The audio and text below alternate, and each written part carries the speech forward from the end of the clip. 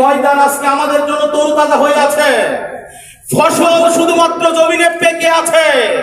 ওই দুর্গ, ওই সেক্টর, ওই কেন্দ্র দখল করে আমার জনগণের ভোটকে গুলাই তুলে লড়াই করে এই জমিনে হাতির ভূমিকা পালন করে রাজ সিংহাসন দখল করার মধ্য দিয়ে আরেকটা বিপ্লব সাধন করে 12ই ফেব্রুয়ারি নির্বাচনে দাঁড়িপাল্লা প্রতীককে বিজয়ী করে হাতির রক্তে প্রতিশোধ গ্রহণ করতে হবে।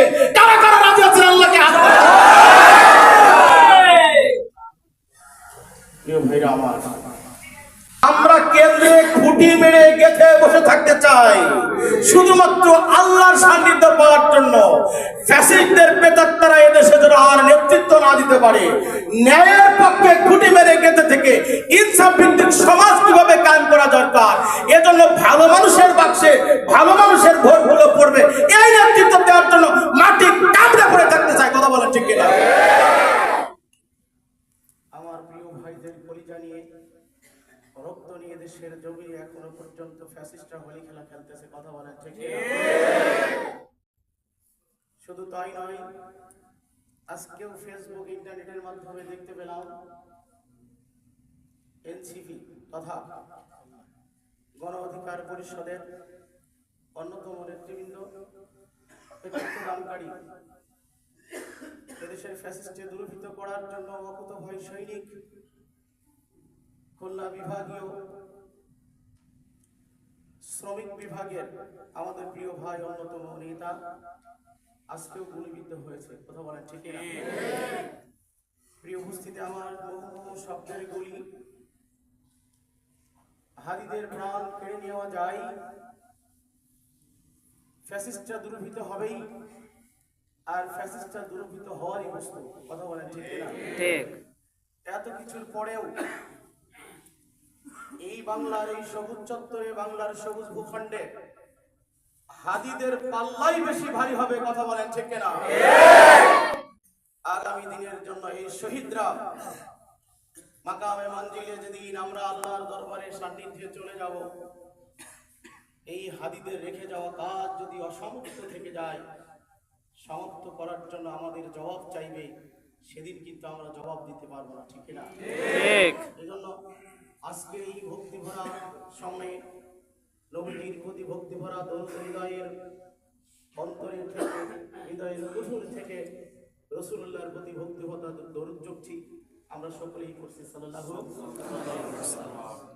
আবারও শহীদদের আত্মার মাগফিরাত কামনা করছি, যারা বদর থেকে শুরু হয়ে যাবত পর্যন্ত যাদের বুকের তাজদার রক্তকে ঢেলে দিয়ে আমাদের দ্বার প্রান্তরে ইসলাম নামক এই চারা গাছটি রোপণ করে দিয়েছেন।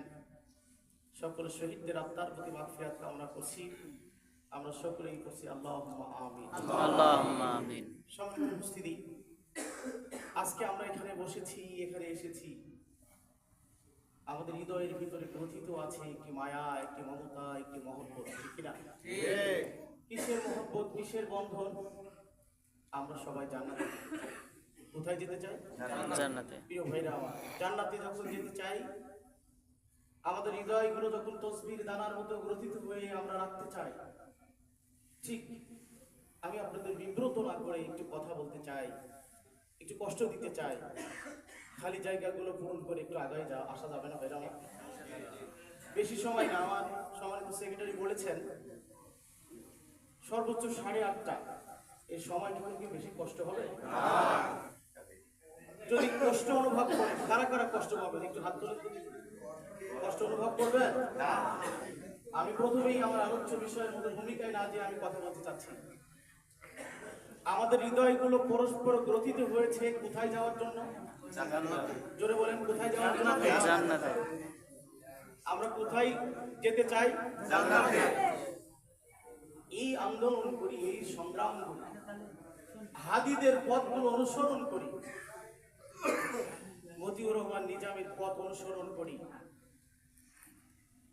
আলী হাসান মোহাম্মদ মুজাহিদ ভাইয়ের পথ অনুসরণ করি, আব্দুল কাদের মোল্লা ভাইয়ের পথ অনুসরণ করি, মীর কাসেম আলী ভাইয়ের পথ অনুসরণ করি। এই বাংলাদেশের সবুজ ভূখণ্ডে কিংবদন্তি মরহুম আমিরে জামাত মাওলানা মতিউর রহমান নিজামী আমাদের প্রিয় নেতাকে যখন জিজ্ঞাসা করা হয়েছিল আপনাকে ক্ষমা করে দেওয়া হবে, একটিবারের জন্য শুধুমাত্র আপনি রাষ্ট্রপতির কাছে যাই বলেন, আমি জামাত ইসলামী করতাম, ইসলামী আন্দোলন করতাম, আজ থেকে ছেড়ে দেব। এই উক্তিটুকুন শুধু, এই বাক্যটুকুন শুধু আপনি রাষ্ট্রপতির কাছে যে বলেন, তাদের কথাগুলো গল্পমালার মতো। সেদিনে রাষ্ট্রপতি কি কর্তব্য বিমূঢ় হয়ে গিয়েছিলেন। ক্ষমা চাওয়া তো দূরের কথা, ক্ষমা চাওয়ার চাইতে আমার মাহবুদের সাক্ষাৎ আমার কাছে অতি উত্তম হয়ে দাঁড়িয়েছে। প্রিয় ভাইরা আমার, আপনারা ইতিমধ্যে লক্ষ্য করে দেখতেছেন, এক হাদি শহীদ হয়েছে, লক্ষ হাদি আজকে টিপান্তরে ঘূর্ণি পাকের মতো আল্লাহর এই উর্মিমালায় এই জমিনে বহুমান হাদি হয়ে রূপান্তরিত নিয়েছে। কথা বলেন ঠিক? একদিন এক প্রাণ হয়ে আগামী দিনের জন্য জাতির সামনে অপেক্ষা করতেছে একটি সোনালী সমাজ। আল্লাহু আকবার। সেই সোনালী সমাজের সোনার হরিণটি ধরতে হলে, সেই স্বর্গের মুকুটটি আপনাকে পড়তে হলে, সেই রাজ সিংহাসন দখল করতে হলে, এই তিমিরে এই নঙ্গরে আপনাকে পরীক্ষা দিতে হবে। পারবেন তো? পরীক্ষা দিতে হবে, পারবেন? পরীক্ষাটা আমি আপনাদের সামনে একটু আলোকপাত করে দিতে চাই। সেটা হলো এই ময়দান আজকে আমাদের জন্য তরুতাজা হয়ে আছে, ফসল শুধুমাত্র জমিনে পেকে আছে। ওই দুর্গ, ওই সেক্টর, ওই কেন্দ্র দখল করে আমার জনগণের ভোটকে গুলাই তুলে মাড়াই করে এই জমিনে হাদির ভূমিকা পালন করে রাজ সিংহাসন দখল করার মধ্য দিয়ে আরেকটা বিপ্লব সাধন করে 12ই ফেব্রুয়ারি নির্বাচনে দাঁড়িপাল্লা প্রতীককে বিজয়ী করে হাদির রক্তে প্রতিশোধ গ্রহণ করতে হবে। কারা কারা রাজি আছেন আল্লাহকে হাত তুলে? প্রিয় ভাইরা আমার, আজকে আমার প্রিয় ভাই শরীফ ওসমান হাদি রক্ত আমার আপনার জন্য কাঁদতেছে। মায়ের আর্তনাদ দিন দিন বেড়ে চলতেছে। আমাদের প্রিয় ভাই আব্দুল হাসনাতকে বোঝানো যাচ্ছে না, আমাদের প্রিয় ভাই সাদিক কাইমকে বুঝ দেওয়া যাচ্ছে না। শিল্পমালার মতো যাদের হৃদয়টা গঠিত ছিল, শুধুমাত্র ওই সহ্য হচ্ছে না ফ্যাসিস্টের পাড়ায়। কথা বলেন ঠিক কিনা? এই উর্মিমালার বিজয় দেখে ওই খুনিদের পাড়া মহল্লায় আজকে তাদের বাতিগুলো নিভু নিভু অবস্থা ধারণ করেছে, যার কারণে তারা সহ্য করতে পারছে না। কথা বলেন ঠিক কিনা? প্রিয় উপস্থিতি, আমার রাসূল আকরাম সাল্লাল্লাহু আলাইহি ওয়াসাল্লাম বছর ধরে আরাধনা করলেন মক্কায়। 13 বছরের জিন্দেগিতে যখনই 39 বছর 11 মাস 29 দিন হয়ে গেল, কোরআন নাজিল হলো। আর 11 বছর 12 বছর 11 মাস 29 দিন হলো মক্কার মানুষকে হাতে পায়ে ধরে ধরে বললেন, এটা হচ্ছে ন্যায়ের পথ, এটা হচ্ছে অন্যায়ের পথ, এটা হচ্ছে জান্নাতের পথ, এটা হচ্ছে জাহান্নামের পথ। এত কিছুর পরেও ওই কুফফারের কাছে আমার রাসূলের কথা, রাসূলের বাণী ভালো লাগে না। কথা বলেন ঠিক ঠিক? আপনি জানেন, ওই সন্ত্রাসী চাঁদাবাজদের পাড়ায় আজকে আগুন লেগে যাচ্ছে।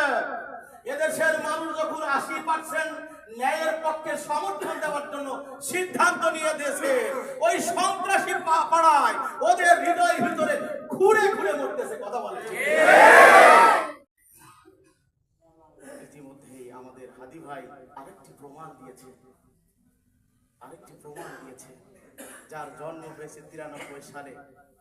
26 সাল নাই আসতে আসতে জাতিকে একটি সুন্দর সারপ্রাইজ দিয়ে গেলেন যে ন্যায়ের উপরে, ইনসাফের উপরে, হক কথার উপরে মানুষ টিকে থাকলে, হক কথা বললে লক্ষ কোটি কোটি মানুষের হৃদয়ে স্থান করে দেওয়া যায়। ঠিক আছে?